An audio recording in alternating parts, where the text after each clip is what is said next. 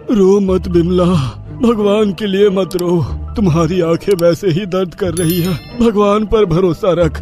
रो नहीं तो क्या करूं? पता नहीं हमसे ऐसी क्या गलती हो गई थी जिसकी भगवान हमें सजा दे रहा है। ऐसा नहीं कहते बिमला। भगवान ने हमारे जवान बेटे को छीन लिया। पूछो मेरे दिल से मुझ पर क्या बीती होगी। हमारे पास क्रियाक्रम करने तक के पैसे नहीं थे। तुम उधार मांगकर कफन का कपड़ा लेकर आए थे और मैंने उसे सिया था। जब से मैं कफन सीती ही आ रही हूँ। कुसुम सो गई क्या? हाँ, रोते रोते बेचारी सो गई। खाना मांग रही थी, अब मैं उसे खाना कहाँ से ला कर देती। 3 दिन पहले गुप्ता जी के दादा का देहांत हुआ था। उनका कफन मैंने सी कर दिया था। क्या उन्होंने अभी तक पैसे नहीं दिए? नहीं, बल्कि बुरा भला कहकर भगा दिया। बोल रहे थे खाने को दे दिया, यही बहुत है, पैसे नहीं है। मुझे तो भूखा रहने की आदत है, लेकिन कुसुम को भूखा देखकर मेरा कलेजा फटता है। मेरी प्यारी पोती, उसने तो जब से आंखें खोली हैं, सुख क्या होता है वो तो जानती ही नहीं। और उस बेचारी को तो आज सुबह से बुखार भी है। बुखार तो होगा ही, क्योंकि बेचारी रात तक ठंड में पड़ी रहती है। हमारे पास तो ओढ़ने के लिए एक ढंग की मोटी चादर तक नहीं है। मुझे उम्मीद थी कि गुप्ता जी थोड़े बहुत पैसे दे देंगे तो एक कंबल खरीद लेते। मुझे खुद रात में सर्दी लगती है। अब तो मुझे सही से दिखाई भी नहीं देता और तुम्हारे दमे की तकलीफ भी बढ़ती जा रही है। विमला और रमेश रोते रोते सो गए। दूसरे दिन एक धनवान व्यक्ति सेठ हीराचंद की मौत हो गई। उसकी चिता शमशान घाट में जलने के लिए आई। हीराचंद के परिवार वालों ने शमशान घाट में हीराचंद के कपड़े और कंबल फेंक दिए। कुसुम जो कल रात अपनी दादी की बातें सुन रही थी, उस बेचारी ने वो कंबल उठा लिया। उसको कंबल उठाते हीराचंद के बेटों राकेश और बलराम ने देख लिया। राकेश गुस्से से आग बबूला हो उठा। ए लड़की, ये क्या कर रही है? लगता है तू कोई चोर है। सही बोल रहे हो भैया, इन लोगों ने तो अब शमशान घाट पर भी नहीं छोड़ा। कुसुम बेचारी डरी सहमी उन लोगों को देख रही थी। कुसुम ने डरते डरते उन दोनों से कहा, मैं चोर नहीं हूँ भैया। चुप कर, हर चोर यही कहता है कि वो चोर नहीं है। मैं सब जानता हूँ। तुम लोगों को बचपन से ही झूठ बोलना सिखाया जाता है। देखते क्या हो राकेश, इसे इतना मारो कि उसके दिमाग से चोरी करने का भूत ही उतर जाए। इतना कहने के बाद राकेश और बलराम ने कुसुम को बुरी तरह से पीटना शुरू कर दिया। कुसुम दर्द से कराह रही थी। वो लगातार रोई जा रही थी, मगर उन दोनों को उस बेचारी पर बिल्कुल भी दया नहीं आई। वो लगातार जानवरों की तरह कुसुम को पीटते रहे। उन दोनों ने कुसुम को इतना पीटा कि वो बेचारी वहीं पर बेहोश हो गई। रमेश वहाँ से गुजर रहा था। कुसुम को इस हालत में देख वो तुरंत दौड़ा आया। वो बेचारा पहले से ही दमे का मरीज था। दौड़ते हुए उसकी भी सांस फूलने लगी। उसने हिम्मत करके कुसुम को उठाया और उससे पूछने लगा, क्या हुआ कुसुम बिटिया, क्या हुआ तुझे? राकेश और बलराम अभी भी वहाँ पर खड़े हुए थे। अच्छा, तो तू इस लड़की को जानता है? हाँ साहब, ये मेरी पोती है। अच्छा, तूने अपनी पोती को चोरी करना सिखाया है? तुझे शर्म नहीं आती? नहीं नहीं साहब, मेरी पोती चोर नहीं है। तुझे पता है कि ये यहाँ से कंबल उठा रही थी? बलराम की बात सुनकर रमेश सारा का सारा माजरा समझ गया। कुसुम को होश आ चुका था। उसने दर्द से कराहते हुए अपने दादा रमेश से कहा, मैंने चोरी नहीं की दादाजी, मैं तो सिर्फ कंबल उठा रही थी। रात में दादी बातें कर रही थी कि उन्हें सर्दी लगती है। कुसुम की बात सुनकर रमेश की आंखों से आंसू बहने लगे और उसने बलराम की ओर देखते हुए कहा, आप लोगों ने तो वैसे भी इस कंबल को शमशान घाट में फेंक दिया था। इस बेचारी ने तो केवल इस कंबल को उठाया था, तो भला ये चोर कैसे हो गई? अगर ऐसी बात है तो ये हमसे मांग भी तो सकती थी। 10 साल की छोटी लड़की है साहब, उसमें इतनी अकल नहीं है। लेकिन आप लोग तो इतने अमीर लोग हो, आपको तो अपना दिल थोड़ा सा बड़ा रखना चाहिए। अबे ओ बुड्ढे, तू पहले से ही दमे का मरीज है, इसलिए तुझे मारना नहीं चाहता। अपनी पोती को लेकर यहाँ से चला जा, भिखारी कहीं के।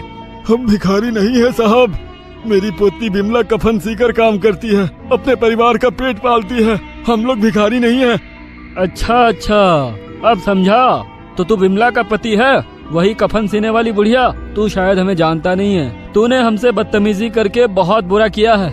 मैं भी देखता हूँ कि आज के बाद उस बुढ़िया से कौन कफन सिलवाने आता है। इतना कहकर रमेश और बलराम गुस्से से वहाँ से चले गए। रमेश भी अपनी पोती को लेकर वहाँ से चला गया। बलराम और रमेश बेहद अमीर घराने के शहर में रसूख रखने वाले व्यक्ति थे और दोनों बदमाश किस्म के भी व्यक्ति थे। उन दोनों ने सारे शहर में ऐलान कर दिया कि कोई भी उस बुढ़िया विमला से कफन नहीं सिलवाएगा। उसके बाद शहर में कोई भी मरता, लेकिन विमला के पास कफन सिलवाने कोई नहीं आता। धीरे धीरे करके विमला के परिवार की हालत दयनीय होती चली गई। विमला अपनी सिलाई मशीन के पास बैठी लगातार रोई जा रही थी। विमला के पास 1 हफ्ते से कोई कफन सिलवाने नहीं आया था। उसके यहाँ पर 3 दिन से खाना भी नहीं बना था। विमला रोते हुए बोली, एक तो मेरी पोती कुसुम को बुरी तरह से पीटा, उन निर्दयी लोगों को जरा भी दया नहीं आई। ऊपर से सारे शहर में ये ऐलान कर दिया कि कोई भी कफन सिलवाने नहीं है। अब हमारा क्या होगा? भगवान पर भरोसा रखो विमला, भगवान हमारा इम्तिहान ले रहे हैं। 3 दिन घर में खाना नहीं बना। बेचारी कुसुम मंदिर के सामने खड़ी होकर जैसे तैसे करके अपना पेट भर लेती है। मुझसे अपनी पोती की हालत देखी नहीं जाती। इतना कहकर विमला फूट फूट कर रोने लगी। रमेश के सब्र का बांध भी टूट गया था, वो भी फूट फूट कर रोने लगा। जब वो दोनों रो रहे थे, उसी समय शमशान घाट की 2 अच्छी आत्माएं दोनों को रोते हुए देख रही थी। उन आत्माओं में से एक आत्मा ने दूसरी से कहा, हमें इनकी मदद करनी चाहिए, इनके साथ वाकई बहुत बुरा हुआ है। उन दोनों ने बेचारी इस लड़की को बहुत बुरी तरह से पीटा था। तुमने सही कहा, हमें इनकी मदद जरूर करनी चाहिए। दूसरे दिन शहर में मोहनदास की मौत हो गई। मोहनदास भी बहुत अमीर था, उसके बेटे भी रसूख वाले थे। मोहनदास की चिता उसी शमशान घाट पर जलने आई, मगर मोहनदास को जैसे ही चिता पर लिटाया, उस वक्त मोहनदास का कफन फट गया। ये देखकर वहाँ सभी लोग बुरी तरह से डर गए। मोहनदास के बेटे अनिल ने तुरंत दूसरा कफन सिलवा कर मंगाया, मगर अगले ही पल उस कफन की भी सिलाई खराब हो गई। शमशान में मौजूद लोगों से उसे पता चला कि उसी शमशान की झोपड़ी में एक बुढ़िया कफन सीती है, मगर रमेश और भीमा का आदेश है कि कोई भी उस बुढ़िया से कफन नहीं सिलवाएगा। अनिल ने गुस्से में कहा, कोई जबरदस्ती है क्या? मैं देखता हूँ क्या करेंगे वो लोग। अनिल विमला के पास चला गया और उसने विमला को कफन सीने के लिए कहा। बहुत दिनों बाद विमला के पास काम आया था। विमला की आंखें खुशी से चमक उठी। उसने अनिल को कफन सीकर दे दिया। रमेश उसे पैसे देकर चला गया। उस दिन के बाद शमशान घाट में इसी तरह की घटनाएं होने लगी। जब भी कोई मुर्दा वहाँ पर आता तो उसके कफन की सिलाई बेकार हो जाती और मजबूरन लोगों को विमला के पास आना पड़ता। विमला की कमाई अच्छी होने लगी थी, मगर लगातार काम करने की वजह से उसकी आंखों में दर्द भी बढ़ता जा रहा था। अब मेरी आंखों का दर्द बढ़ता जा रहा है, मुझे ठीक से दिखाई भी नहीं देता और मैं लोगों से इनकार भी नहीं कर सकती। तुम डॉक्टर के पास गई थी ना? डॉक्टर ने तुमसे क्या कहा? डॉक्टर का कहना है कि मुझे सिलाई छोड़नी होगी, नहीं तो आंखों की रोशनी भी जा सकती है। कल ही शहर में 5 लोग मरे हैं और उनके कफन सिलने के लिए रखे हैं। सुबह तक देने हैं, अब मैं क्या करूं? विमला की बात सुनकर रमेश फिक्रमंद हो गया। रमेश और विमला रात में सो रहे थे कि अचानक खटपट की आवाज से विमला की आंख खुल गई। उसने देखा कि उसकी सिलाई मशीन अपने आप चल रही थी और कफन खुद ब खुद सिल रहे थे। विमला डर गई। विमला ने रमेश को उठाया। अजी उठो, देखो ये क्या हो रहा है। रमेश चौंक कर उठ गया। उसने देखा कि सिलाई मशीन अपने आप चल रही है। रमेश ने मुस्कुराते हुए अपनी पत्नी से कहा, ये भगवान की मदद का इशारा है विमला, डरो मत। उसके बाद से विमला को काम करने की जरूरत ही नहीं पड़ी। जितने भी कफन सिलने के लिए आते, रात में सिलाई मशीन खुद चल उठती। धीरे धीरे करके विमला की कमाई अच्छी होने लगी। उसके घर में जरूरत का सारा सामान आ गया। उसने अपनी पोती कुसुम का स्कूल में दाखिला भी करवा दिया था। कुसुम अब स्कूल जाने लगी थी और एक दिन अचानक बलराम की पत्नी एक्सीडेंट में मर गई। उसके साथ भी वही घटना घटी। बलराम की पत्नी की चिता उसी शमशान में जलने के लिए आई, मगर जैसे ही उसे चिता पर लिटाया, उसके कफन की सिलाई खराब हो गई। बलराम ने बहुत कोशिश की, मगर वो कहीं से भी कफन मंगवाता उसकी सिलाई खराब हो जाती। थक हार के राकेश और बलराम विमला के दरवाजे पर जाकर खड़े हो गए और उन्होंने हाथ जोड़कर रमेश से कहा, हमें माफ कर दो रमेश, हमसे बहुत बड़ी भूल हो गई थी। हमने तुम्हारे ऊपर बहुत अत्याचार किए हैं और देखो भगवान ने मुझे इसकी सजा दे दी। मेरी पत्नी एक्सीडेंट में मर गई और इत्तेफाक से मेरी भी एक 10 साल की बेटी है। 10 साल की उम्र में ही उसकी माँ उससे छिन गई। आपको अपनी गलती का एहसास हो गया, यही बहुत बड़ी बात है साहब। मुझे आपकी पत्नी का बेहद अफसोस है। राकेश और बलराम ने रमेश को गले से लगा लिया और देखते ही देखते विमला धनवान हो गई। माँ जी उठ जाइए, सुबह के 4 बज गए हैं। आज शौच के लिए नहीं जाना क्या? रूबी की आवाज का कमला ने कोई जवाब नहीं दिया। रूबी ने अपनी सास कमला को बहुत देर तक आवाजें लगाई, लेकिन कमला की नींद नहीं खुली। क्या बात है, आज माँ जी उठने का नाम नहीं ले रही है। रोज तो माँ जी सुबह 4 बजे अपने आप उठ जाती थी। कहीं इनकी तबीयत तो नहीं खराब हो गई? रूबी ने कमला के पास जाकर बड़े प्यार से उसके सिर पर हाथ रखा। कमला का सिर बुखार से तप रहा था। हे भगवान, माँ जी को तो बहुत तेज बुखार है, ये तो शौच के लिए घर से बाहर भी नहीं जा सकती। रूबी ने ये बात भोला को बताई। आज तू शौच के लिए अकेली चली जा, मैं माँ को बुखार की दवाई दे दूंगा। रूबी शौच के लिए अकेली ही चली गई, लेकिन भोला के पास कमला को दवाई देने के लिए पैसे भी नहीं थे। रूबी जब शौच से लौटकर घर आई तब वो कमला के सिर पर ठंडे पानी की पट्टियां करने लगी, जिसके बाद कमला का बुखार उतर जाता है। थोड़ी देर बाद कमला ने आंखें खोली तो देखा रूबी उसके बगल में बैठी हुई थी। कमला ने रूबी से कहा, रूबी बहू, मुझे शौच के लिए जाना है। लेकिन माँ जी, अब तो दिन निकल आए हैं, लोग अपने अपने खेतों में काम कर रहे होंगे, अब आप घर के बाहर शौच के लिए नहीं जा सकती।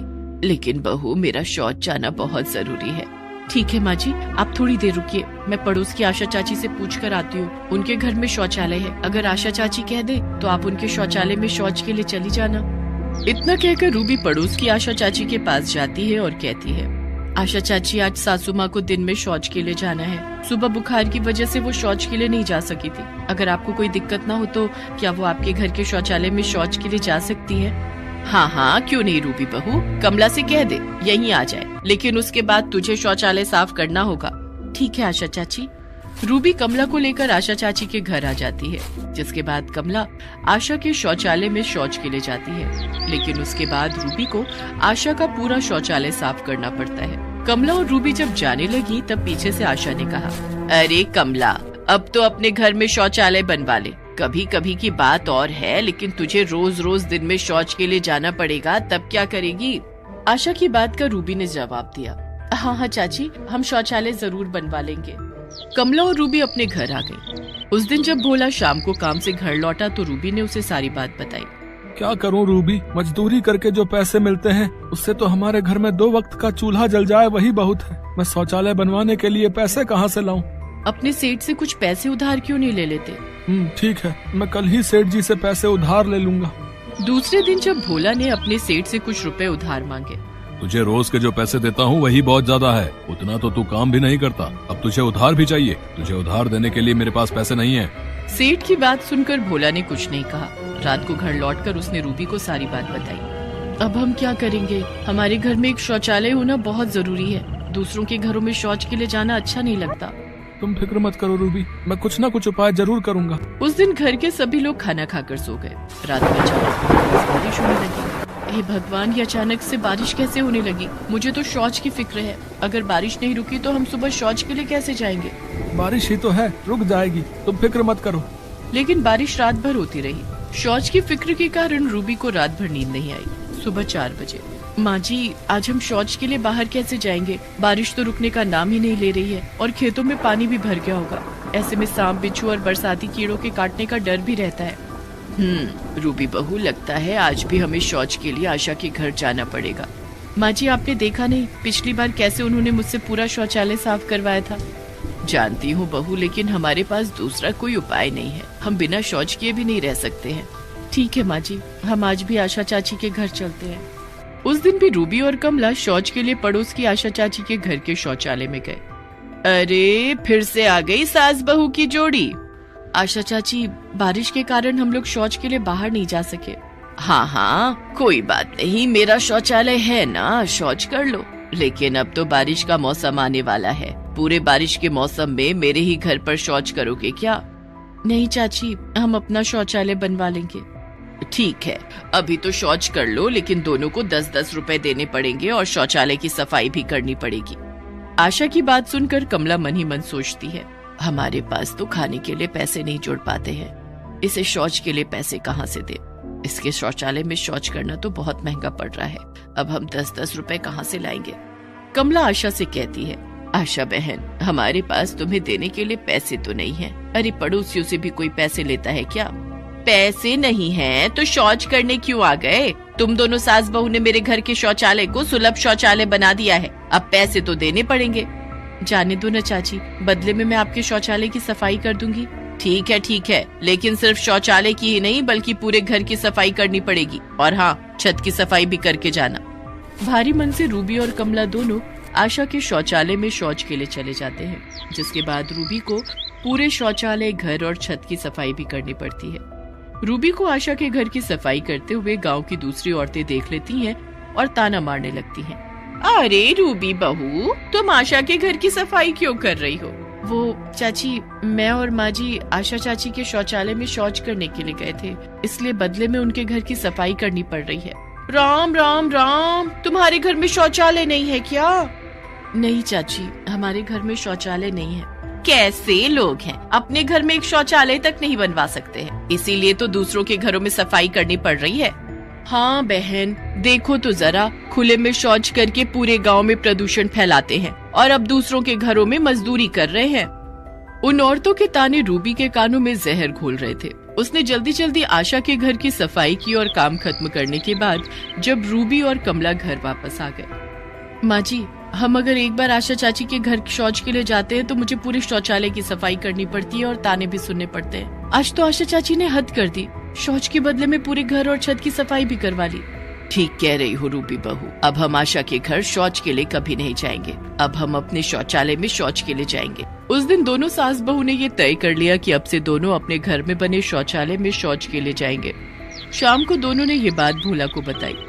देख भोला, आज बारिश के कारण हमें आशा के घर पर शौच के लिए जाना पड़ा, लेकिन आज के बाद हम शौच के लिए आशा के घर नहीं जाएंगे। क्या बात है माँ, क्या हो गया? आज शौच के बाद रूबी बहू को आशा के पूरे घर की सफाई करनी पड़ी और गांव की औरतों के ताने भी सुनने पड़े। देख भोला, अब तो बारिश का मौसम भी शुरू होने वाला है, हम कब तक दूसरों के घरों में शौच के लिए जाते रहेंगे? हमारे घर में भी अपना शौचालय होना चाहिए। लेकिन माँ, तुम तो जानती हो कि हमारे पास शौचालय बनवाने के लिए पैसे नहीं हैं। तभी रूबी का ध्यान उसकी झोपड़ी के पीछे खड़े विशाल पेड़ पर गया। रूबी उसी समय उठकर पेड़ के पास गई और उसे चारों तरफ से देखने लगी। अरे ये रूबी बहू कहाँ चली गई? रूबी उस पेड़ को बड़े गौर से देख रही थी। तभी वहाँ कमला और भोला भी आ गए। रूबी बहू, तू इस पेड़ को क्यों निहार रही है? माँ जी, अब हमारा भी शौचालय बन सकता है और उसके लिए पैसों की जरूरत भी नहीं पड़ेगी। क्या कहा? बिना पैसों के शौचालय? लेकिन बिना पैसों के शौचालय कैसे बनेगा? इस पेड़ के खोखल में, इस पेड़ को ध्यान से देखो, इसका खोखल कितना विशाल है। हम इस पेड़ के खोखल में अपना शौचालय बना सकते हैं। ये पेड़ हमारी झोपड़ी के ठीक पीछे है। अगर इसके खोखल में शौचालय बन गया तो हमें शौचालय के लिए किसी और के घर जाने की जरूरत नहीं पड़ेगी और बारिश के मौसम में भी शौच की दिक्कत नहीं होगी। लेकिन इस पेड़ के खोखल में शौचालय बनेगा कैसे? बहुत आसान है। आपके पास कुल्हाड़ी तो है ना? कुल्हाड़ी से इसके खोखल को काटकर शौचालय बनाया जा सकता है। रूबी बहू ठीक कह रही है भोला, इस पेड़ के खोखल को काटकर शौचालय बना ले, ये बहुत अच्छा रहेगा। इस काम में मैं आपकी पूरी मदद करूंगी। इसके बाद रूबी और भोला पेड़ के खोखल को काटकर शौचालय बनाने लगते हैं और पूरी मेहनत करके वे दोनों शाम तक पेड़ के खोखल में शौचालय बना लेते हैं। बन गया हमारा शौचालय। मैंने कभी सपने में भी नहीं सोचा था कि पेड़ के खोखल में भी शौचालय बन सकता है, और वो भी बिना पैसों के। ये सब रूबी बहू के कारण हो सका है। ऐसी बहू सबको मिले।